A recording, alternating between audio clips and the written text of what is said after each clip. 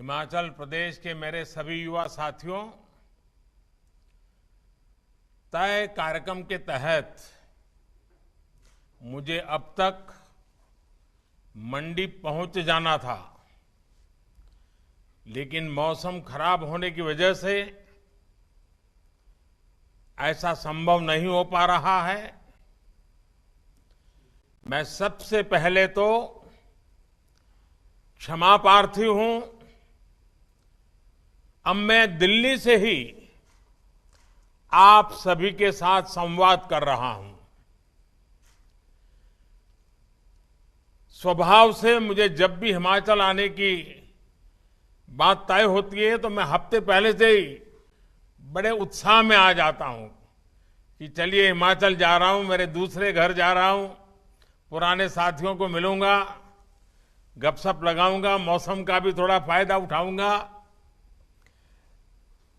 तो जैसा ये आपको न मिलने पाना, रूबरू आकर के आपके दर्शन न कर पाना, वो जितना मेरे लिए दुखद है, उतना ही मेरा हिमाचल न जाने का ये मौका छूट जा रहा, हिमाचल न पहुंच पाना मेरे मन में कसक रह जाती है। खैर, आने वाले दिनों में मैं आकर के इसका फायदा तो ले ही लूंगा, आपको मिल भी लूंगा। और मैं देख रहा था कि सारे नौजवान, क्योंकि बारिश है और हिमाचल की बारिश मतलब ज्यादा ठंड लेकर के आती है, धड़ाम से टेम्परेचर गिर जाता है। और आप दूर दूर से आए, ठंड के मौसम भी है, वहां पर पानी गिर रहा है, आप कुर्सी को ही छाता बना करके खड़े हैं। ये आपका प्यार, आपका उत्साह, आपका उमंग, ये मैं साफ साफ यहां अनुभव कर रहा हूं।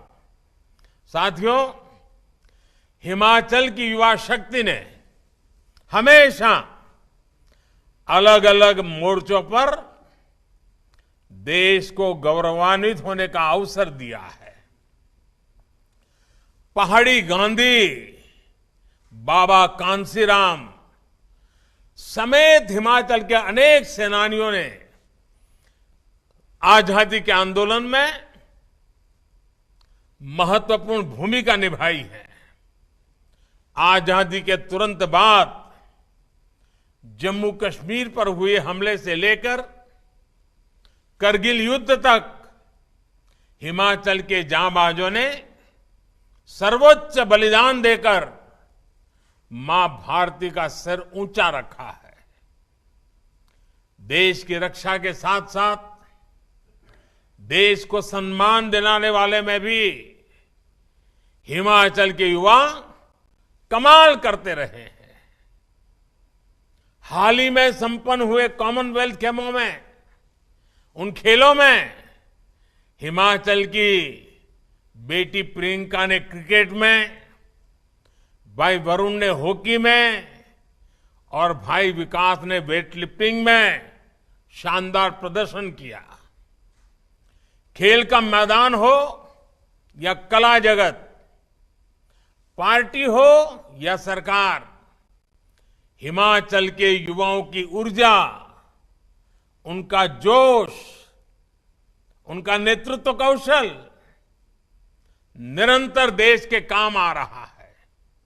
साथियों, युवाओं को ज्यादा से ज्यादा अवसर देना हमेशा से भाजपा की सर्वोच्च प्राथमिकता रही है। मुख्यमंत्री हो, सांसद हो, मंत्री हो, भाजपा देश का वो राजनीतिक दल है जिसमें हर जगह युवाओं का प्रतिनिधित्व सबसे अधिक है। ऐसा इसलिए है क्योंकि भाजपा देश के युवाओं पर, हिमाचल के युवाओं पर सबसे अधिक भरोसा करती है। अब देश की युवा शक्ति मिलकर आजादी के अमृतकाल में भारत को विकसित राष्ट्र बनाने का संकल्प पूरा करेगी। मंडी में हो रहा यह आयोजन इसी युवा शक्ति का युवाओं पर देश के इसी विश्वास का प्रतीक है। मेरे नौजवान साथियों, आज दुनिया में भारत की साख जैसे जैसे बढ़ रही है, वैसे वैसे भारत को जानने समझने के लिए, भारत से जुड़ने के लिए पूरी दुनिया लालायित हो रही है। इसके पीछे एक बहुत महत्वपूर्ण कारण है और हिंदुस्तान के नागरिक, जागरूक नागरिक, हिंदुस्तान के मतदाता, इसका पूरा श्रेय उनको जाता है। कारण क्या है मैं बताऊं आपको। बहुत दशकों तक हमारे देश में सरकारें अस्थिर रही, किसी को बहुमत नहीं था, मिली-जुली सरकारें थी। कितना दिन चलेगी, कुछ करेगी कि नहीं करेगी, कर पाएगी कि नहीं पाएगी, भारत के मतदाताओं के, नागरिकों के मन में नहीं, दुनिया के मन में आशंका होती थी। और उसके कारण कोई भारत की किसी बात पे विश्वास करने से पहले 50 बार सोचने में पड़ जाता था। लेकिन 8 साल पहले 2014 में आप सब जागरूक मतदाताओं ने, मेरे हिमाचल के मतदाताओं ने दिल्ली में मजबूत स्थिर सरकार दी। सबकी सब लोकसभा की सीटें हिमाचल ने जीत करके दी, 14 में दी, 19 में दी। और उसका परिणाम है कि दिल्ली में स्थिर सरकार बनी। उस स्थिरता के कारण नीतियों में भी स्थिरता आई, वर्क कल्चर में भी स्थिरता आई। बदलाव के लिए एक मजबूत फाउंडेशन तैयार हो गया और उसी के कारण भारत का सामान्य नागरिक भी आज शासन व्यवस्था पर भरोसा करता है, सरकार पर भरोसा करता है। वैसे ही दुनिया भी हम पर ज्यादा भरोसा करने लगी है। स्थिर सरकार के लाभ को देखते हुए अब देश के अंदर भी हम देख रहे हैं, राज्यों में लोग बढ़ चढ़ करके इस महत्व को समझ रहे हैं। हमने देखा पहले उत्तर प्रदेश में, उत्तराखंड में यही कथा थी कि हर 5 साल के बाद सरकार बदली जाएगी। लेकिन उत्तर प्रदेश ने, उत्तराखंड ने उस सारी सोच को ही बदल दिया और सरकार स्थिर होने की दिशा में उन्होंने अपना निर्णय दोहराया। 5 साल बाद सरकार बदलने वाली सोच को यूपी और उत्तराखंड के लोगों ने उखाड़ करके फेंक दिया, बदल दिया। मुझे खुशी है कि हिमाचल के लोग, हिमाचल के युवा भी भाजपा सरकार की वापसी का मन बना चुके हैं।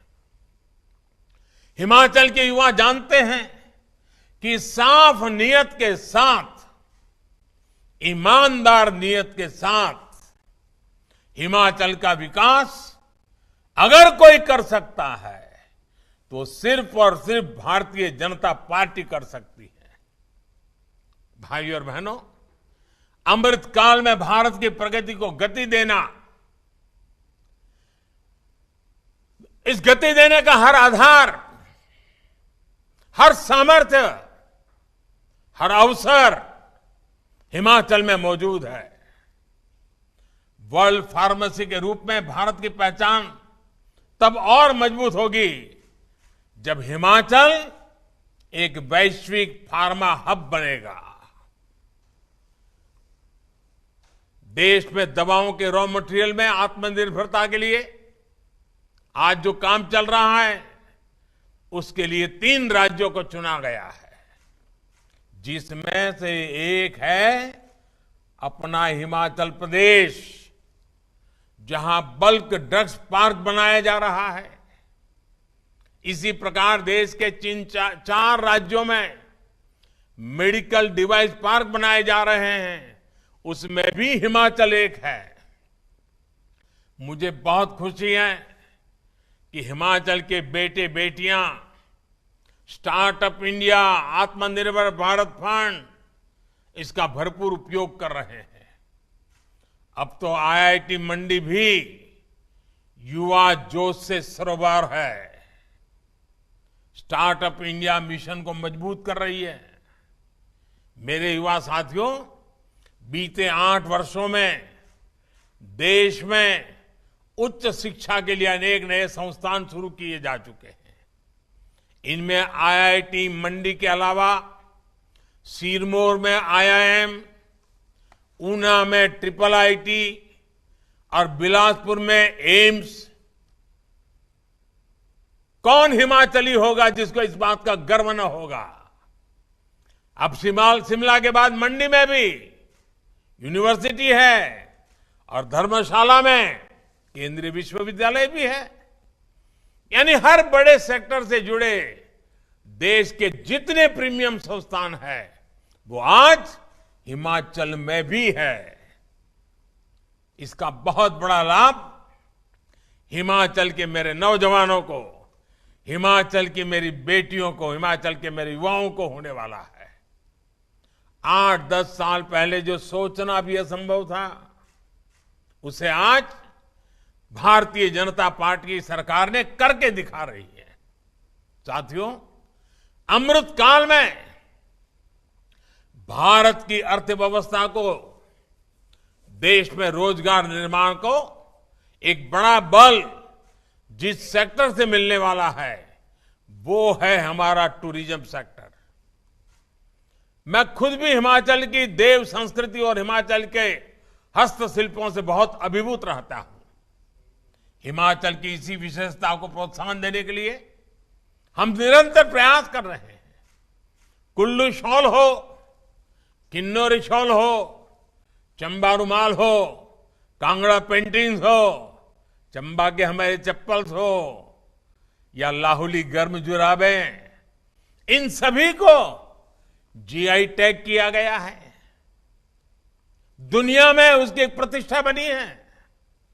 मेरा यह भी प्रयास रहता है कि जब भी विदेशी मेहमानों से मेरा जब मिलना हो जाता है, किसी कॉन्फ्रेंस में जाता हूं, तो हिमाचल के इन उत्पादों को लेके जाता हूं, उनको उपहार के रूप में देता हूं और बताता हूं मेरा इस हिमाचल से नाता क्या रहा है, ताकि पूरी दुनिया को हिमाचल के विषय में पता चले, यहां के कौशल के विषय में पता चले। मेरे नौजवान साथियों, आज जिस प्रकार हिमाचल का टूरिज्म सेक्टर बढ़ रहा है वो उत्साह बढ़ाने वाला है। और आपने देखा होगा हमारी विदेश नीति का एक अहम पहलू क्या रहा, हमने कई देशों के साथ ई वीजा शुरू किया। ई वीजा शुरू करने के का सबसे बड़ा लाभ टूरिज्म को होता है। लोगों को आसानी से जब वीजा मिलना शुरू हो जाता है, और देखा होगा आपने कोरोना के पहले तो धमाधम दुनिया से लोग आना शुरू हो गए थे, और अभी भी मौका बहुत बड़ा है। अभी भी दुनिया के कई देश हैं जहां टूरिज्म खुला ही नहीं है। हिमाचल के लिए तो दोनों हाथ में लड्डू है। साथियों, कोरोना की मुश्किल से टूरिज्म सेक्टर जल्द से जल्द बाहर निकल सके, इसके लिए भारतीय जनता पार्टी की सरकार और खास करके हिमाचल की सरकार ने टीकाकरण का अभियान जो सफलतापूर्वक चलाया, उसने देश भर के और विदेशों के टूरिस्टों को भी एक विश्वास दिया कि हिमाचल सेफ है।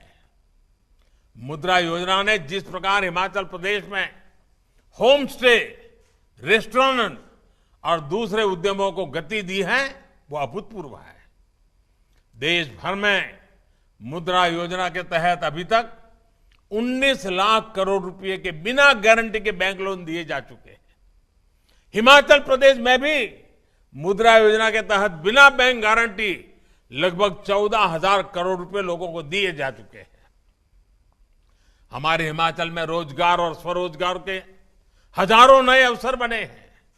साथियों, पर्यटन हो, खेती हो या फिर मैन्युफैक्चरिंग, इन सारे कामों में, इन सारे सेक्टर में सबसे ज्यादा युवा जुड़ते हैं, सबसे ज्यादा अवसर युवाओं के लिए होते हैं। और ये वही फलते फूलते हैं जहां कनेक्टिविटी, इंफ्रास्ट्रक्चर बेहतर होता है। हिमाचल तो प्रदेशी किसानों बागवानों का है। फूड प्रोसेसिंग सेक्टर में हिमाचल की संभावनाओं को केंद्र की योजनाओं से बहुत बल मिल रहा है। एफपीओ यानी किसान उत्पादक संघ बनाने पर भी केंद्र सरकार बल दे रही है।